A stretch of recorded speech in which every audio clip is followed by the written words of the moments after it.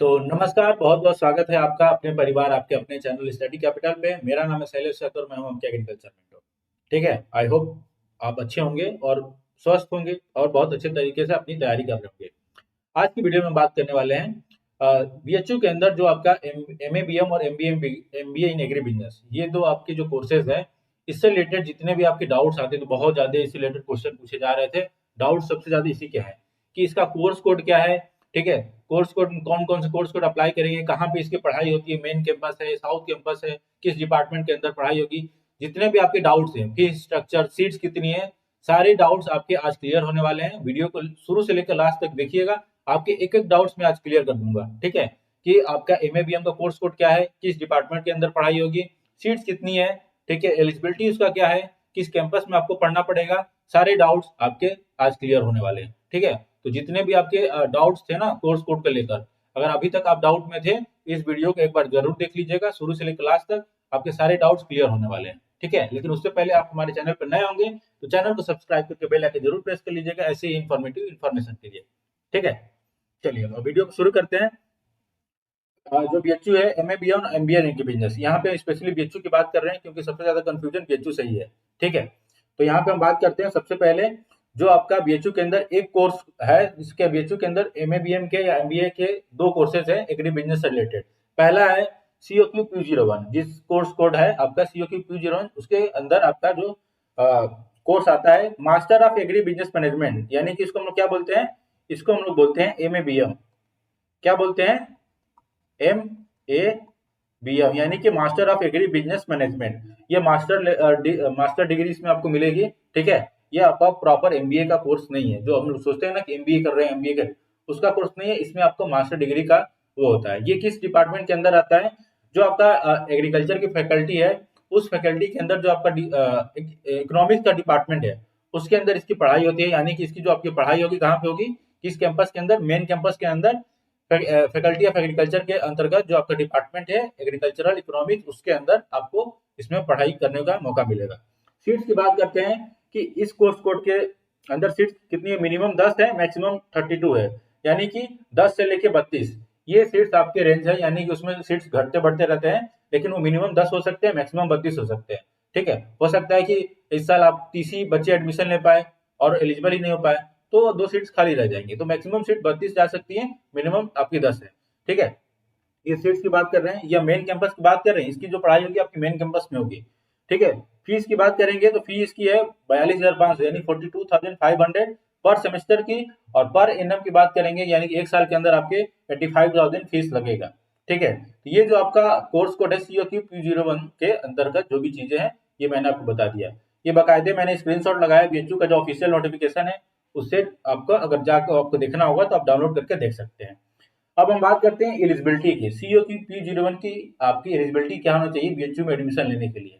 तो पहला है कि आप 4 साल बीएससी एजी की डिग्री पास किए हों, या इससे रिलेटेड जो भी आपके सब्जेक्ट है वो पास किए हों, जैसे बीएससी हॉर्टिकल्चर है या बीएससी फॉरेस्ट्री या कुछ भी आप पास किए हों, ठीक है, एग्रीकल्चर से जुड़ा हुआ है, तो आप एलिजिबल हैं। साथ ही साथ अगर आप बीएससी फॉरेस्ट्री किए हैं, बीएससी हॉर्टिकल्चर किए हैं, बीएससी फॉरेस्ट्री ऑनर्स कुछ भी किए हैं, बायोटेक्नोलॉजी में है आप बीएससी, बीटेक यानी कि एग्रीकल्चर इंजीनियरिंग आप किए हैं, ठीक है, या फिर आपका क्या है, बीएससी है वेटनरी साइंस और एनिमल हस्बेंड्री में, तो भी एलिजिबल है। साथ ही साथ अगर आप बीटेक किए हैं डेयरी टेक्नोलॉजी से, तो भी एलिजिबल है इसके लिए।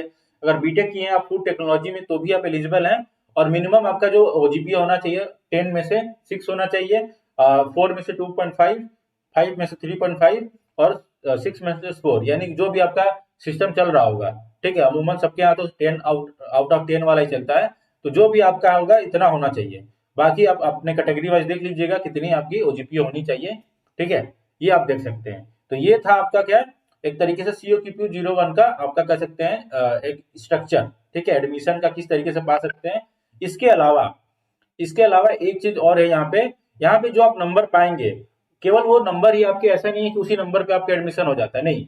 जितने भी आपके एमबीए वाला इसमें है वोकेशनल कोर्सेज है, जितने भी वोकेशनल कोर्सेज है आपके बीएचयू के अंदर, उनके अंदर आपका जो नंबर है वो देखा जाएगा। साथ ही साथ आपका ग्रुप डिस्कशन होगा और साथ ही साथ पीआई होगा, यानी कि पर्सनल इंटरव्यू, यानी कि जीडीपीआई आपका होने वाला है, जिसमें कि आपका जो जीडीपीआई होगा, ग्रुप डिस्कशन और इंटरव्यू होगा, उसके 20% मार्क्स आपके जोड़े जाएंगे और जो आपका रिटन टेस्ट यानी जो आप टेस्ट दे कर जाएंगे उसके 80% मार्क्स जोड़े जाएंगे, यानी कि 80 और 20 का रेशियो होता है। उन दोनों को जोड़ने के बाद फिर आपका फाइनल एक मेरिट बनेगा।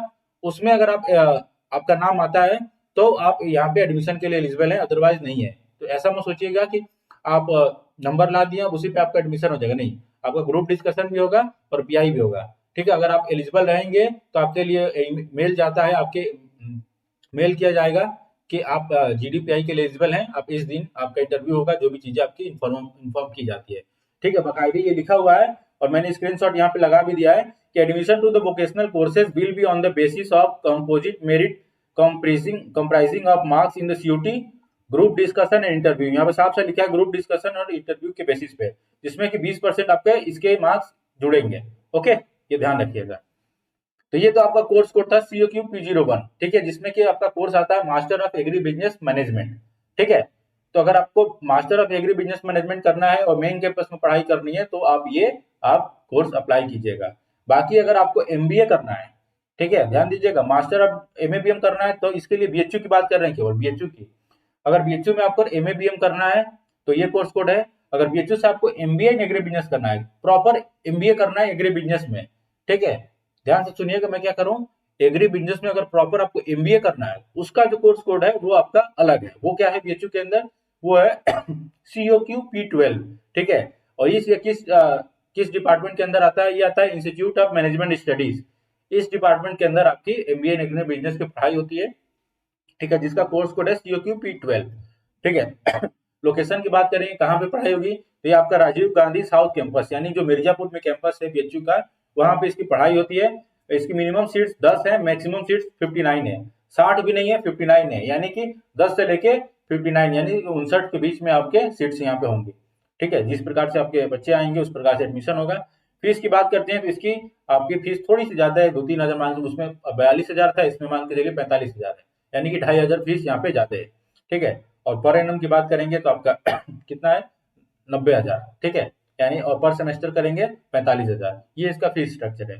एलिजिबिलिटी की बात करते हैं, अगर यहाँ पे आपको एडमिशन लेना है तो BSc में आपका 50% मार्क्स होने चाहिए। ठीक है, या उससे जुड़े जितने भी सब्जेक्ट्स हैं उसमें आपके होने चाहिए, जो कि मैंने आपको बताया, हॉर्टिकल्चर है, फॉरेस्ट्री, जो भी आप किए हैं। इसके अलावा BSc होम साइंस किए हैं तो भी आप एलिजिबल हैं। अगर BSc आप किए हैं क्या, बॉटनी किए हैं, BSc बॉटनी है आपका, BSc जूलॉजी है, BSc आपका बायोकेमिस्ट्री है, बायोटेक्नोलॉजी है, फूड प्रोसेसिंग और मैनेजमेंट है। ठीक है, और आपका जो स्कीम है 10+2+3 होना चाहिए। ठीक है, 4 है। अगर यहाँ पे मान लीजिए आप एग्रीकल्चर किए हैं तो आपके यहाँ 4 हो जाएगा, कोई दिक्कत नहीं, कम से कम 3 होना चाहिए, ये आपका होना चाहिए, सॉरी।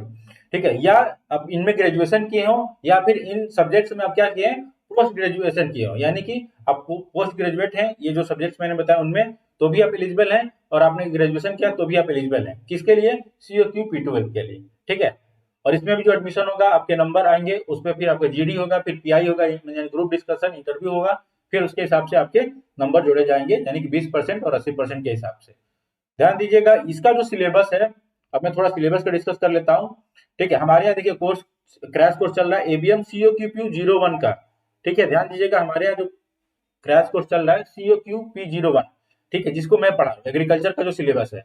लेकिन अगर आपको COQ P12 करना है, उसके लिए भी हमारे यहाँ कोर्स अवेलेबल है, क्रैश कोर्स, आप उसको ज्वाइन कर सकते हैं, जिसमें कि आपका जो सिलेबस होगा मैं आपको बता रहा हूँ, जनरल जो MBA का सिलेबस है, जिसमें कि आपके मैथ्स पूछे जाएंगे, क्वांट्स आएगा, रीजनिंग आएगा, आपके एक लैंग्वेज का पेपर होगा, इंग्लिश या हिंदी आप चूज करेंगे, ये सब आपके उसमें पूछे जाएंगे, GK GS का क्वेश्चन आएगा। इसमें आपके एग्रीकल्चर से कुछ नहीं पूछा जाएगा COQ P12 के अंदर। लेकिन अगर आप COQ P01 देते हैं, उसमें पूरा आपका प्रॉपर एग्रीकल्चर का सिलेबस है, यानी कि अगर आप MSc एग्रीकल्चर की तैयारी कर रहे होंगे तो आप COQ P01 आराम से निकाल सकते हैं। ठीक है, क्योंकि उसमें बहुत ज्यादा उतना बड़ा सिलेबस नहीं है जितना MSc एग्रीकल्चर का होता है, तो उसमें बहुत कम चीजें पूछी जाती हैं, तो आप आराम से उसको चाहें तो क्लियर कर सकते हैं। ठीक है, क्लियर, आई होप आपको सारी चीजें क्लियर हो गई होंगी। ध्यान रखिएगा, और ये भी ध्यान रखिएगा कि अगर BHU के अलावा अगर आपको MBA इन एग्री बिजनेस करना है ऑल ओवर इंडिया, ठीक है, BHU में तो आपको COQ P12 हो गया, MBA एग्री बिजनेस। लेकिन अगर आप ऑल ओवर इंडिया के लिए बात करेंगे तो उसका जो कोर्स कोड होगा वो COQ P01 ही है।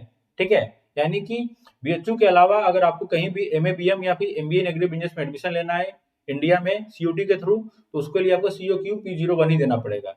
बीएचयू के लिए आपको 2 एग्जाम देने पड़ेंगे, ये बस ध्यान रखिएगा, ठीक है। तो आई होप आपके सारे डाउट्स क्लियर हो गए होंगे। इसके बाद भी अगर आपको कोई डाउट लगता है, ठीक है, डाउट रह जाता है तो नीचे कमेंट बॉक्स में बताइएगा, मैं आपको पूरा आंसर करने की कोशिश करूंगा, ठीक है। अगर वीडियो अच्छा लगा होगा, इन्फॉर्मेशन अच्छी लगी होगी तो वीडियो को लाइक कर दीजिएगा, शेयर करिएगा अपने दोस्तों के साथ जिनको इन्फॉर्मेशन की जरूरत है, ठीक है। और आप हमारे चैनल पर नए होंगे तो चैनल को सब्सक्राइब कर लीजिएगा, ठीक है। हम आपसे मिलेंगे एक नए वीडियो में एक नए टॉपिक के साथ, तब तक के लिए धन्यवाद, नमस्कार।